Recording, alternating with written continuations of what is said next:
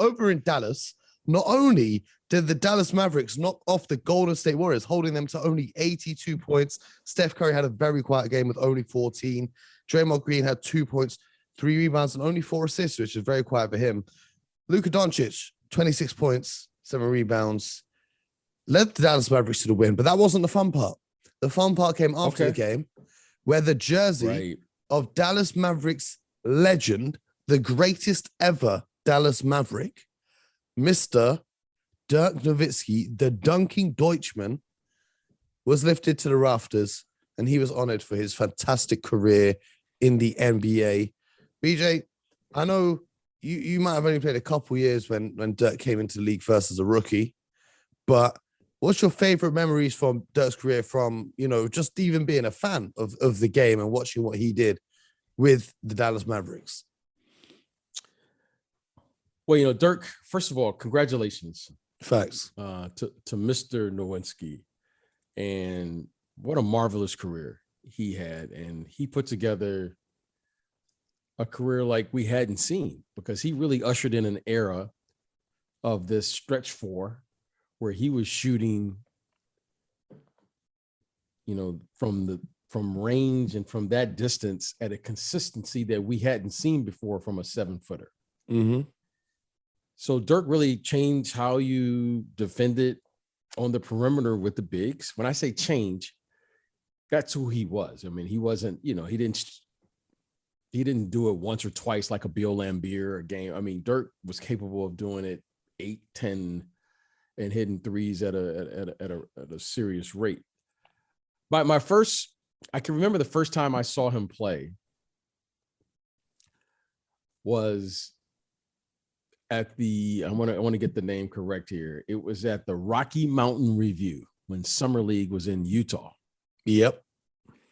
And there was this 7-foot blonde kid with long hair was playing the point guard position. Mm-hmm. And Don Nelson was the coach. And he was playing the point guard position. Now, anyone who knows Don Nelson, he does things a little non-traditional, let's say, where he'll put, whether it was Paul Pressey or Run TMC in Golden State, he always, he would junk up the game. He didn't have a problem with that. Manute Bol, the late Manute Bol, he'd have shooting threes. But in this particular instance, Dirk Nowitzki was playing the point guard position the entire summer league. That's like 2 weeks. Yep. And the first time I saw it, I was like, okay. One quarter goes by. Okay, he mimics the point guard position.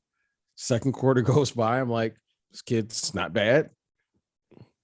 And then you began to realize there was something a little different about this kid. And young Dirk was quick as well. Young Dirk was people in my generation, we only know Dirk. Well, not we, but as in people my age and younger, they only know Dirk from, let's say, 2010 onwards, where it's back to the basket, one-legged fadeaway. They don't know Dirk was, that young Dirk was flying all over the court. Yeah. And by the second or third game, because I was watching him and I was just like, oh, wow. Like, this kid is like serious. And by the end, it was clear that he was a very special talent. Now, he was doing this as a 7-footer. He wasn't like 6'6", 6'7", even 6'8". He was like 7. He was a 7-footer, kind of putting it behind his back, spinning, and he was shooting fadeaways. He was shooting fadeaways, but he was comfortable shooting fade. He wasn't shooting fadeaways because he couldn't get his shot off. It was like that was his game, and he had a confidence about him that you were like, okay, I'm going to keep my eye on him. And I want to remind everyone the reason that I had so much respect for Dirk, because the power forward position in that era, he was playing against Kevin Garnett, Tim Duncan, Chris Webber. It was an elite Rasheed era. Wallace. Elite era. It was Charles Barkley was still hanging around. Karl Malone. the power forward position was stacked with just elite players. And Dirk Nowitzki more than held his own and excelled when that position was stacked, okay, with Hall of Fame level talents. So hats off to Dirk. I remember the first time I saw him, I saw this kid bouncing around the court, and then he evolved to where he had a post game. And then he put the cherry on top is when he started doing that one leg, whatever that was. I don't even know if it was, now it's a move, but I felt Dirk did that because he just didn't have the athleticism that he once had, and he did it out of necessity. I mean, that was just my honest assessment, but maybe that was a move. Like you see Kevin Durant do. I'm like, Kevin Durant, no one can block your shot anyway. So why are you doing the one leg fall away? This is the ultimate tribute. Is everyone tries to do that move now? Luka Doncic did it the other night. Kevin Durant, even LeBron James tries to do it.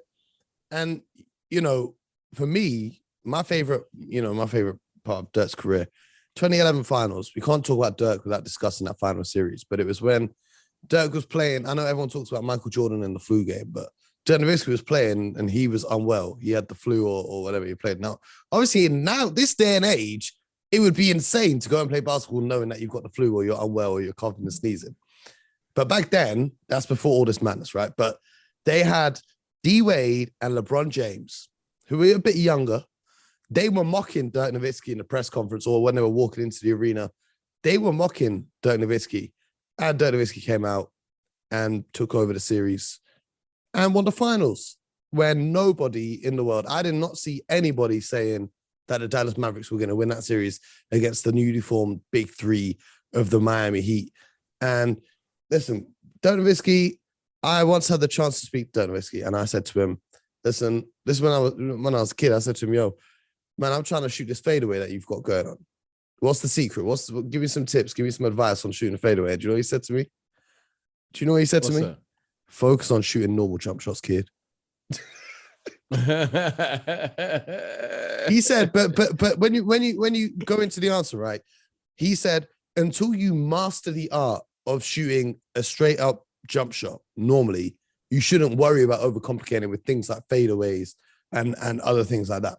He's like, you have to really master the jump shot before, because obviously he's known for his fadeaway, but he was an elite 3-point shooter. They call him the greatest shooting big man that the NBA has ever seen. Now, whether that's true or not, that's up to your personal opinion. But we do have to put some respect on one of the greatest European players to ever grace the league, played 21 seasons with the same franchise. Wow. The only player to ever do that. The longevity in that, he played in 3 different decades. Crazy. Wow. Yeah, no, he's had an incredible career, and it was a pleasure watching him, a pleasure thinking, what is he in the top 10 scoring of all time? He's got to be in the top 10 or so. Yeah. Playing there in Dallas his entire career and winning that optimum prize at the end. Think about it. He plays 21 seasons, and in those 21 seasons, a Hall of Fame career, and we're celebrating all of his brilliance and things. He only won the final game of the season once in his career. I mean, you think about that. Yep. And that should just tell you how difficult it is to win. So, but give him credit for persevering, for going through all the trials and tribulations. And I'm sure there were many, many frustrating years and moments and ends of the season. Yeah. And like we all have. That's why the win against Miami was so special, because back in 2006, if you guys are new with fans of the NBA, in 2006, Dallas had a 2-0 lead in the NBA Finals, and they ended up losing to D Wade and Shaquille O'Neal on the Miami Heat. So for him to get that championship against the Miami Heat, I think that just made it a little bit extra special. And then last night was funny to me because they were obviously playing the Warriors, and I just said, hey, listen, I love Dirk Nowitzki, but please no one mention the We Believe Warriors, because that's kind of the low point of his career. But, looking back on it, if the worst part of his career is losing a playoff series, so be it, because that man is a legend of the game. He can't win everything. It's gonna happen. I mean, that's part of it. That's why you play. And again, congratulations. And we're talking about everything he did on the court. You know, I got a chance to know Dirk a little bit. I never played with Dirk, but what a true gentleman. Mm-hmm. All-time nice gentleman. guy. All-time nice Yeah, guy. he's a class act. And you know what? You know, I just want to say thank you for his dedication, for his brilliance.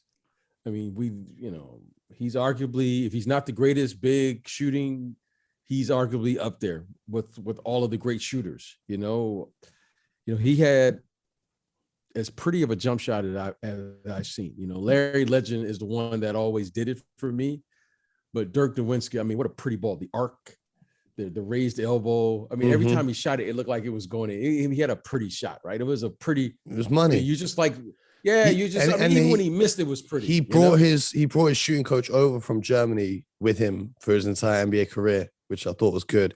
Just to put it into context for you guys who are a little bit unaware, the only players ahead of Dirk Nowitzki in career scoring: Michael Jordan, Kobe Bryant, LeBron James, Karl Malone, and Kareem Abdul-Jabbar. He sits sixth on the list. He's ahead of Wilt Chamberlain, Shaquille O'Neal, Carmelo Anthony. He's got a 4,000-point lead on Carmelo Anthony. I don't know if Carmelo's going to score 4,000 more points before he retires. The way the Lakers are playing, I'm not so sure about that. But that just puts into context, if you were unaware of just how great Dirk Nowitzki was so what does that make MVP. him? Sixth all? Is he sixth? Yeah, is he sixth all time. Oh, sixth all time. Sixth all time. The greatest European to ever do it until Giannis retires. That's what I'm saying.